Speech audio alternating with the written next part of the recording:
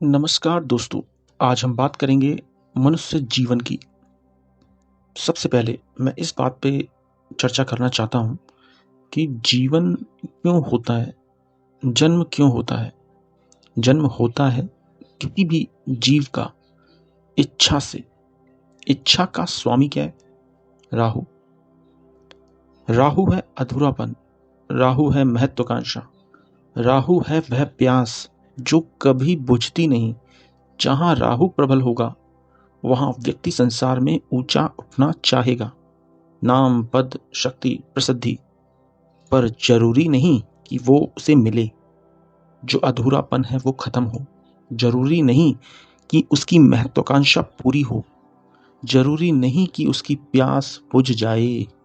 नाम, पद, शक्ति, प्रसिद्धि इत्यादि व्यक्ति को मिल जाए, ये जरूरी नहीं। पर मन हमेशा विचलित करता है राहु। जीवन का कारण है राहु। जब मृत्यु होती है तो अपनी पास्ट की जो इच्छाएं होती हैं, जो व्यक्ति पूरी ना कर पाए, उसे लेकर जाता है। फिर उसका पुनः जन्म होता है, इसलिए कि वो पुरानी इच्छाएं व्यक्ति पूरी कर सके। जब व्यक्ति की मृत्यु हो बिना इच्छा के साथ, तो उसकी मुक्ति संभव है। राहु बांधता है व्यक्ति को जन्म से जन्म, मृत्यु के बाद जन्म, जन्म के बाद मृत्यु, फिर ये चक्र चलता जाता है। यह राहु है जो आत्मा को बार बार जन्म के चक्र में बांध देता है, क्योंकि इच्छा का अंत नहीं होता। इच्छा का केवल और केवल रूपांतरण होता है। इच्छा को भौतिक वस्तु से हटाकर ईश्वरीय इच्छा से जोड़ दी जाए तो राहु की माया आप पर कोई बुरा असर नहीं डाल सकती। इस कलयुग में राहु सबसे अधिक शक्तिशाली ग्रह है।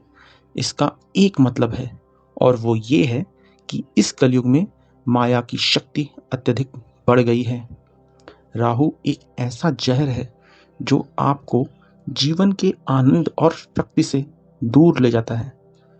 राहु एक ऐसा जहर है जो वर्तमान में जो आनंद आप ले सकते हो, उस आनंद को लेने के बजाय आप अपनी महत्वाकांक्षा में डूब जाते हो। आप दुख में पड़ जाते हो, एक मानसिक दुख उस वस्तु को पाने का। ये सब मानसिक है, ये सारा दुख मानसिक है, ये सारा नशा मानसिक है। जो कहता है उसे पाना है, वो करना है, चाहे कैसे भी, किसी भी प्रकार से, चाहे पाप हो या पुण्य, मुझे वो काम करना ही है। नशे को भी राहु ही बढ़ाता है। जब व्यक्ति अपनी महत्वाकांक्षा को पार नहीं कर पाता, फिर वो नशा करता है अपनी गलतियों को भूलने के लिए।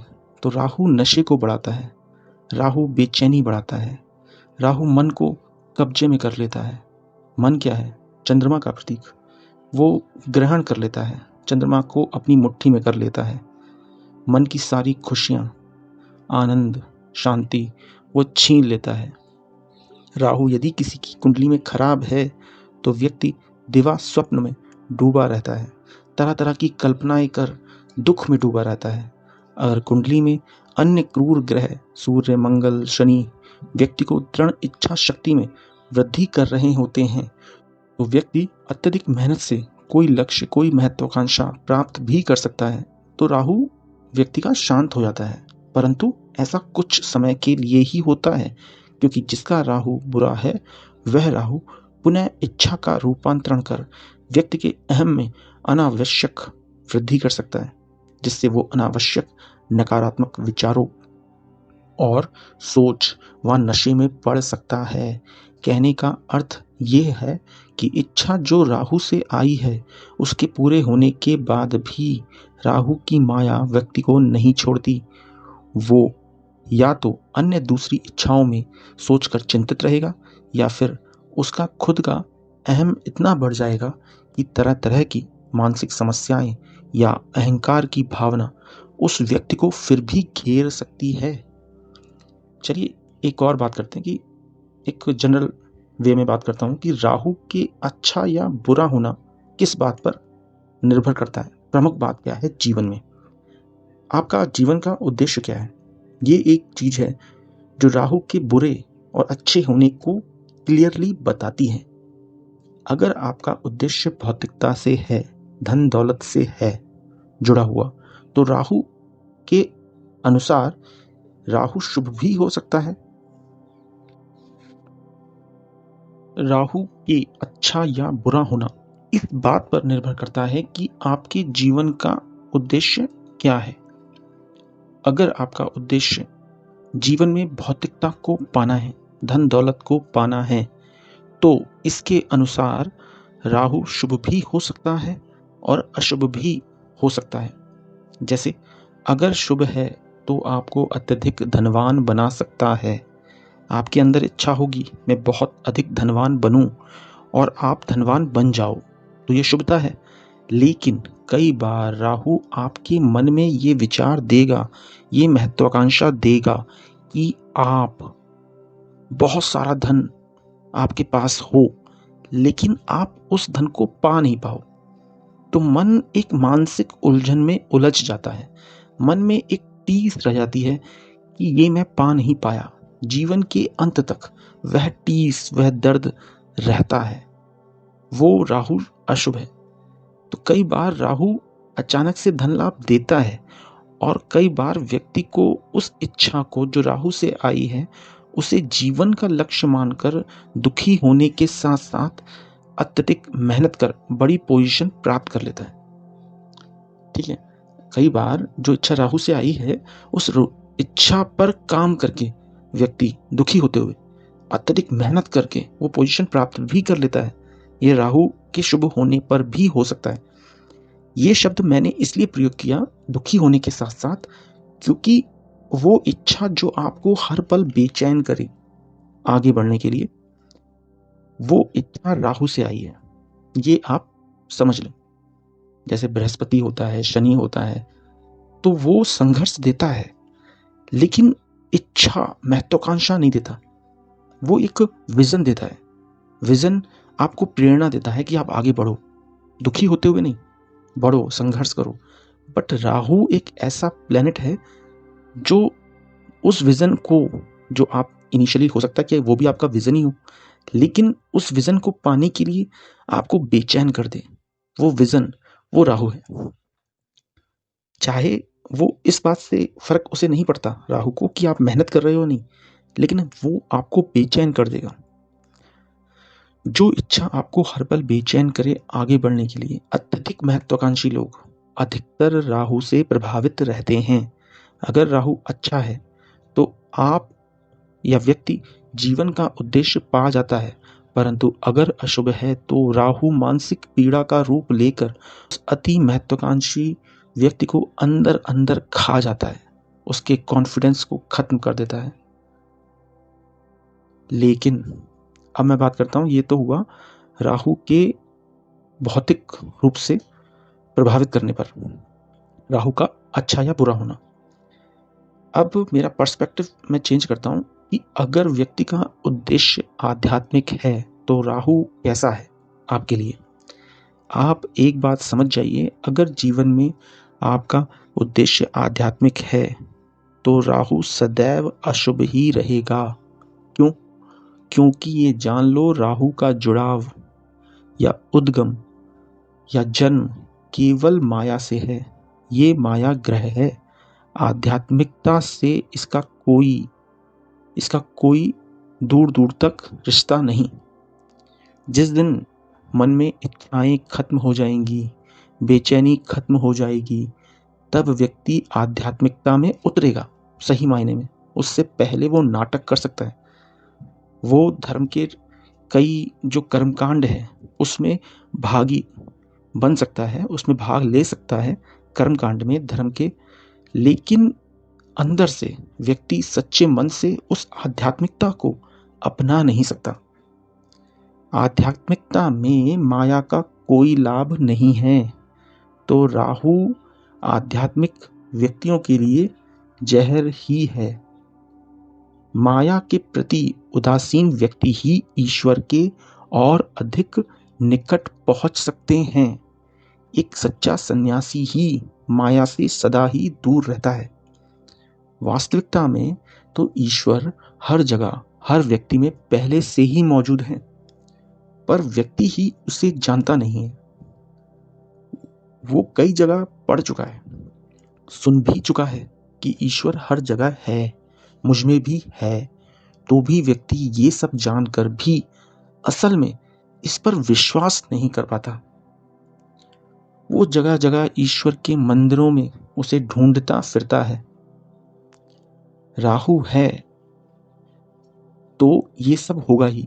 वो आपके विश्वास को, ईश्वर के प्रति जो श्रद्धा है, उसको खत्म कर देता है।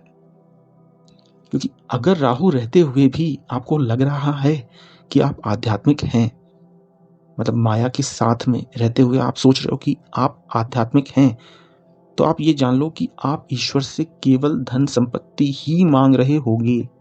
जिस दिन राहु यानी कि माया का प्रभाव आप पर नहीं होगा, आप ईश्वर से कुछ भी नहीं मांगोगे, आप बस अपना काम करोगे। ईश्वर तो आपके सबसे नजदीक है, फिर भी ईश्वर से ये मानसिक दूरी का जो कारण है वो राहु ही है, माया ही है। ये माया ही तो राहु है। आध्यात्मिक उद्देश्य अगर आपका है तो आपको राहु को पूर्णतः पराजित करना होगा। इस अवस्था में तो समझ ही लीजिए ये बात, आपका राहु हर स्थिति में अशुभ ही है। कहने का अर्थ ये है कि अपनी समस्त इच्छाओं का त्याग कर दो और ईश्वर इच्छा से कार्य करो। ये सलाह आध्यात्मिक व्यक्तियों के लिए है, साधारण व्यक्तियों के लिए नहीं। अपनी समस्त इच्छा को ईश्वर में समर्पित कर दो, कार्य करो, फल की चिंता मत करो। गीता का कर्म करो फल की चिंता ना करो का सिद्धांत व्यक्ति को ईश्वर की ओर ले जाता है और राहु की अशुभता को खत्म कर हृदय को आनंद से भर देता है। कोई भी आध्यात्मिक व्यक्ति अगर वो सोच रहा है कि भौतिकता और आध्यात्मिकता दोनों नावों की सवारी वो इस जीवन में एक साथ कर सकता है, तो वो भूल में है, वो भ्रम में है। दोनों की सवारी एक साथ नहीं हो सकती, किसी एक को चुनना होगा। और मैं ये भी नहीं कह रहा कि अगर आप भौतिकता की तरफ जा रहे हैं तो आप कोई पाप कर रहे हैं, और अगर आप आध्यात्मिकता की तरफ जा रहे हैं और अगर आप आध्यात्मिकता की तरफ जा रहे हैं तो आप बहुत बड़ा पुण्य कर रहे हैं। हर एक आदमी अलग है, उसके विचार अलग हैं, इसलिए अच्छा या बुरा ये दोनों मैं कह नहीं सकता। सोचिए एक बच्चा जो कभी कभी अपनी इच्छा से वशीभूत होकर रोता रहता है, लेकिन जैसे ही या फिर कुछ समय बाद ही जैसे ही वह उस इच्छा को भूल जाता है तो उसे एक प्रेम भरा वातावरण मिलता है, तो घर में बिना कुछ पाए ही वो इतना आनंदित हो जाता है। किस कारण से? अपने माता पिता या कोई संबंधी जो उस बच्चे को प्रेम दिखाता है, उससे बच्चे को आनंद मिलता है। हमें भी उसी प्रकार से बच्चे की तरह हो जाना है जो अपनी इच्छा को त्याग देता है। बस महसूस करना है कि ईश्वर हमसे कितना प्रेम करता है। सच्चाई यही है, ईश्वर आपसे बहुत प्रेम करता है। अब बात करते हैं राहु की कुंडली में अशुभ स्थितियों की, जो व्यक्ति के हृदय में भ्रम, असंतुलन और अतृप्त इच्छाओं को बढ़ा देता है। एक के बाद एक राहु की कुछ स्थितियों की मैं बात करूंगा, उनसे जुड़ी मानसिक भावनात्मक अनुभूति जातक पर क्या होगी वो मैं बताऊंगा। देखिए, राहु का एक स्थिति यह है कि वो 6, 8, 12 भाव में जब भी राहु होता है, राहु जब भी 6, 8, 12 भाव में होता है और कमजोर है, ठीक है, या किसी पाप ग्रह की दृष्टि भी है, तो लगातार चिंता, अनदेखा डर, कोर्ट कचहरी, शत्रु या स्वास्थ्य से जुड़ी उलझने हो सकती हैं। नींद पूरी ना करे, वो ना करता हो, रोज बेचैनी सी रहती हो, ऐसा हो सकता है। दूसरा एक योग है चंद्रमा के साथ। जब भी चंद्रमा के साथ राहु योग बनाता है कुंडली में, तो मन को भ्रमित कर सकता है। उसके जो निर्णय होंगे वो अस्थिर होंगे, कभी यहाँ जाऊँ, कभी वहाँ जाऊँ। वो हर चीज़ में स्थिर नहीं है कि उसे करना क्या है। मूड स्विंग हो सकते हैं, अकेलापन महसूस कर सकता है। वो हो सकता है कि परिवार में रहता हो, लेकिन फिर भी एक अकेलापन महसूस करता हो। अब बात करता हूँ, राहु जब लग्न में हो और अशुभ हो, तब अपनी पहचान को लेकर ऐसे लोग कंफ्यूज रहते हैं। लोग क्या सोचेंगे, इसकी चिंता करते हैं। ऐसे लोग बहुत दिखावा कर सकते हैं और एक अभिमानी भी हो सकते हैं, अधिक अभिमानी, और कभी कभी उसका नेगेटिव असर भी हो सकता है जीवन में जो परिस्थिति है उसके अनुसार। अब बात करता हूँ, गुरु के साथ जब भी राहु की युति होती है उसे बोलते हैं गुरु चंडाल योग, और ये अधिकतर अशुभ ही होता है। इस अशुभ युति में क्या होता है कि गलत और सही की समझ में धुंधलापन आ जाता है। व्यक्ति ये समझ नहीं पाता कि वो क्या गलत कर रहा है, क्या सही कर रहा है। ठीक है। दूसरा, गलत संगति की तरफ व्यक्ति बढ़ जाता है इसीलिए, और एक आध्यात्मिक भ्रम रहता है कि ये सही है, जबकि वो सही नहीं होता। तर्क कई बार व्यक्ति को उलझा सकते हैं। जैसे मैं रखता हूँ भक्ति भावना, और कोई व्यक्ति मुझे एक तर्क के माध्यम से कुछ बात बोल दे जिससे मुझे ऐसा लगे कि यार इस धर्म में क्या है, ये तो गलत है, जबकि वो गलत नहीं है। वो एक उलझ गया उस तर्क से। तो गुरु और राहु वाले कभी कभी तर्क शक्ति में ऐसा उलझ जाते हैं कि वो कुछ आध्यात्मिक भ्रम में पड़ सकते हैं और कई लोगों को डाल भी सकते हैं तर्क के माध्यम से। ऐसे लोगों से बचें। अब बात करता हूँ काल सर्प योग। देखिए, आपको पता ही होगा कि जब भी कोई ज्योतिषी को हम दिखाते हैं कुंडली, तो सबसे बड़ा जो बुरा योग जो होता है काल सर्प योग, उसकी बात करते हैं। जब भी राहु केतु के बीच में सारे ग्रह आ जाते हैं, ठीक है, तो जीवन में बार बार रुकावटें आती हैं। मेहनत के बाद भी संतोष नहीं मिलता, अंदर से दबाव और असुरक्षा की भावना रहती है। ये बहुत नेगेटिव योग है, सबसे बड़ा नेगेटिव योग है ये काल सर्प योग। इसके लिए कई उपाय होते हैं, वो फिर कभी उसके बारे में चर्चा करूंगा। फिर एक और कठिन योग है, राहु और शनि का संबंध जब बनता है कुंडली में, तो गहरा अवसाद व्यक्ति रख सकता है। सुसाइडल टेंडेंसी हो सकती है, जीवन में भारीपन हो सकता है, भविष्य को लेकर व्यक्ति बहुत डरा सहमा रह सकता है। हाँ, अगर उस व्यक्ति की कुंडली में सूर्य की अच्छी पोजीशन है तो ये अशुभता कम हो सकती है। गुरु अच्छा है तो अशुभता कम हो सकती है, लेकिन ये जो युति है बहुत कठिन है, बहुत मुश्किल है, राहु और शनि का संबंध। ठीक है। मोस्टली आपने देखा, जो मैंने संबंधों के बारे में बताया, एक प्रकार से मन में बेचैनी, एक प्रकार से कुछ कमी है, कुछ ज्यादा है, दूसरों से तुलना, बड़े निर्णय लेने में डरना और अचानक से डिसीजन ले लेना, ठीक है, सोशल इमेज को लेकर असुरक्षा, ये सब राहु का फैलाव है, राहु की माया है जो मानसिक भ्रम सा फैलाती है, जो अभी मैंने चर्चा करी जिसकी। ठीक है, तो ये सब राहु का प्रभाव है। चलिए आगे बढ़ते हैं। अगर भौतिक वस्तुओं यानी कि धन दौलत, ऐशो आराम इत्यादि के बारे में सोचते हुए राहु को एनालाइज करें तो राहु पूरी तरह बुरा नहीं होता। देखिए, मैं भौतिकता की बात कर रहा हूँ। अगर आप भौतिक हैं और आप राहु के बारे में सोच रहे हैं कि ये बुरा है या अच्छा है, तो राहु बुरा नहीं होता पूरी तरह से। सही स्थिति में राहु व्यक्ति को विदेशी संपर्क, टेक्नोलॉजी, राजनीति और बड़े मंच पर पहचान भी दिलाता है, लेकिन इसके लिए पूरी कुंडली का विश्लेषण जरूरी है। जैसे आप राहु तो इच्छा दे रहा है, बहुत बड़ी महत्वाकांक्षा दे रहा है, लेकिन उस महत्वाकांक्षा को आगे ले जाने वाले ग्रह शनि, मंगल, गुरु, सूर्य कैसे हैं आपकी कुंडली में, ये देखना बहुत जरूरी है। नहीं तो वो केवल इच्छा ही रहकर रह जाएगी, वो मन की इच्छा रह जाएगी, वो पूरी नहीं हो पाएगी। क्योंकि उस इच्छा को पूरी करने के लिए तो आपके शरीर में स्ट्रेंथ होनी चाहिए, आपके मन में स्ट्रेंथ होनी चाहिए। वो दूसरे ग्रह उसको कैरी फॉरवर्ड करेंगे, उसके लिए पूरी कुंडली देखना जरूरी है। तो कई बार राहु अच्छा है या बुरा है, ये इस बात पर भी निर्भर करता है कि पूरी कुंडली में कैसा है सभी ग्रहों की स्थिति।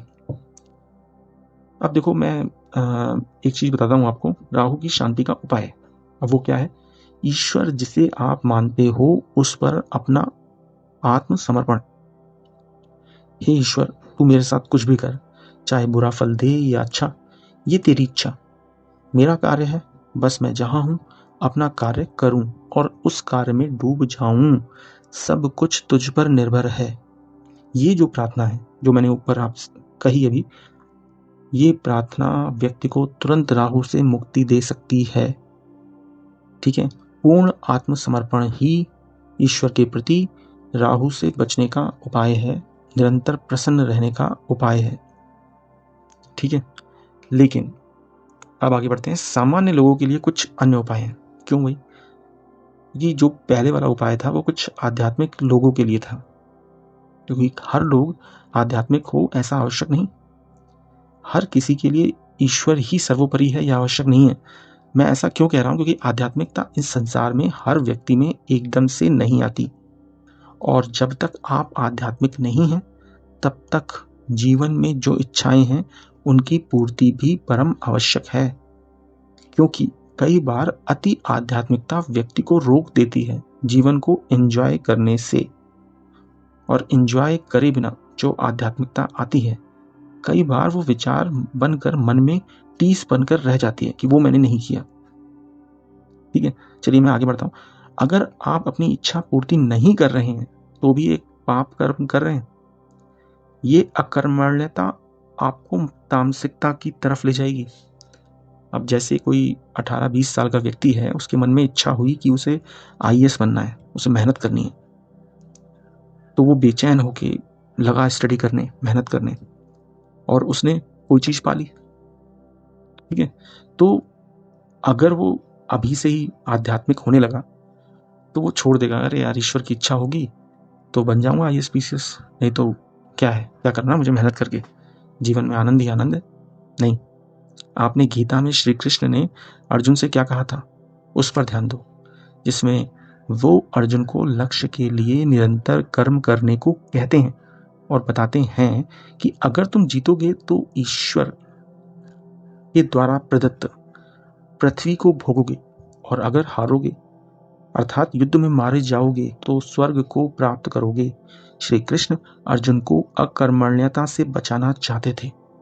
अकर्मण्यता व्यक्ति में तामसिकता लाती है और उस मनुष्य को निम्न योनियों अर्थात पशु पक्षियों की निम्न योनियों में ले जाती है। इसीलिए इस चीज का सदैव ही ध्यान रखें कि हर इच्छा बुरी नहीं होती, राहु पूरी तरह से बुरा नहीं होता। हाँ, ये अवश्य है जो बहुत आध्यात्मिकता, हाँ ये अवश्य है कि जो लोग बहुत अधिक आध्यात्मिक होना चाहते हैं, जिन्होंने सब कुछ पा लिया, उनके लिए तो धन दौलत इंपॉर्टेंट नहीं है। लेकिन जो लोग नीचे स्तर पर हैं, अधिक धनी नहीं है, मिडिल क्लास में है, उनको क्या करना है? जीवन को एंजॉय करना है, धन दौलत पाना है, अपना सब कुछ झोंकना है, अपनी ताकत लगानी है, तो उनके लिए राहु शुभ है। तो हर व्यक्ति अलग है। 20 साल का व्यक्ति, 40 साल की एज का व्यक्ति, 60 साल की एज का व्यक्ति, हर एक व्यक्ति अलग है। सबकी उद्देश्य अलग हो सकते हैं और उस उद्देश्य के आधार पर राहु अच्छा या बुरा हो सकता है। और राहु के बुरा और अच्छा होने का एक और भी कारण है कि कुंडली में और अन्य ग्रह मजबूत नहीं है। तो ठीक है, क्योंकि राहु तो केवल इच्छा दे रहा है, भ्रम दे रहा है, लेकिन उसे पूरा कौन करेगा? उस काम को, उस इच्छा को, उस महत्वाकांक्षा को? मंगल, शनि, सूर्य, गुरु, राहु, अरे ये सभी ग्रह एक साथ मिलेंगे, ताकत बनेंगे, तो ही व्यक्ति अपनी इच्छा को पूरी कर पाएगा। ठीक है, अब मैं कुछ सामान्य से उपाय बताता हूं जो राहु को शुभ करने में फायदा दे सकते हैं। जैसे ओम राम राहवे नमः, इसका जाप 108 बार रोज करें।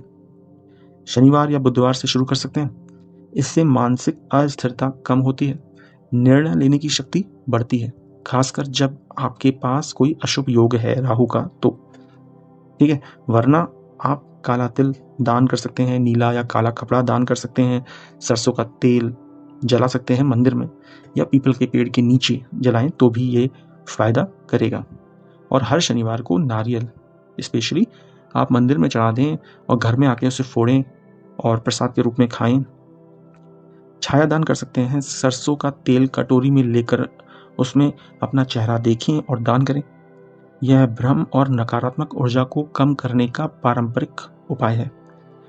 कुत्तों को रोटी खिलाना, विशेषकर काले कुत्ते को, राहु से जुड़ी अशांति कम होती है।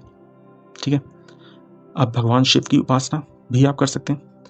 भगवान शिव की उपासना और महामृत्युंजय मंत्र का जाप राहु के मानसिक प्रभाव जो अशुभ होते हैं उनको शांत कर सकता है। ठीक है। और अगला उपाय है, देखिए, झूठ, छल और गलत संगति से दूर रहें, नशे से बचें। राहु भ्रम और लालच दे सकता है, इसलिए आचरण सुधार सबसे बड़ा उपाय है। ये आप गांठ बांध लें। ठीक है। हाँ, कुछ लोग, जैसे कोई बोलता है कि रत्न पहनना है, कौन सा रत्न पहने, तो गोमेद पहन सकते हैं। और गोमेद ना भी पहने तो चांदी की बॉल या चांदी से बने जो गहने हैं, जैसे आप चेन पहन सकते हैं, कड़ा पहन सकते हैं। तो ये चांदी जो है चंद्र तत्व को मजबूत करेगा। तो चांदी जो है चंद्रमा को डिनोट करता है। तो अगर चंद्रमा का जो तत्व है वो बढ़ेगा तो राहु कमजोर होगा। मानसिक शक्ति अगर बढ़ेगी तो राहु जो मानसिक शक्ति को भ्रमित करता है वो कम होगा। तो आप चांदी यानी कि चंद्रमा को मजबूत कर सकते हैं। चंद्रमा की बॉल, ठीक है, या फिर चंद्रमा का गहना, कोई कड़ा, चेन और बाजूबंद, कुछ ऐसा रख सकते हैं चांदी का भारी सा, जिससे चंद्रमा तत्व मजबूत हो और राहु कमजोर हो। रहा राहु का विश्लेषण, राहु कैसा आपकी कुंडली में रह सकता है और कैसे आपको प्रभावित करता है, इस पर मैंने चर्चा करी। अगर आपको ये वीडियो पसंद आया हो तो मुझे लाइक करें, सब्सक्राइब करें। जय हिंद, जय भारत, जय माता दी।